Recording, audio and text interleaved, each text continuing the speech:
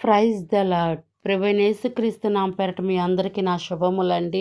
ఈరోజు బైబిల్ ధ్యానంలో మనం నేర్చుకోబోతుంది సామెతలు 11వ అధ్యాయము 11వ వచనం నుంచి 15వ వచనం వరకు మనం చూద్దాం.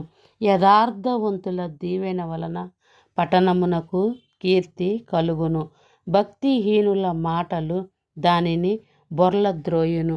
తన పొరుగువానికి తృణీకరించువాడు బుద్ధి లేనివాడు, వివేక అయినవాడు మౌనంగా నుండును. కొండెగాడై తిరుగులాడువాడు పరుల గుట్టు బయటపెట్టును.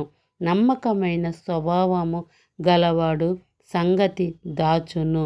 నాయకులు లేని జనులు చెడిపోవుదురు. ఆలోచనకర్తలు అనేకులుండుట రక్షణకరము.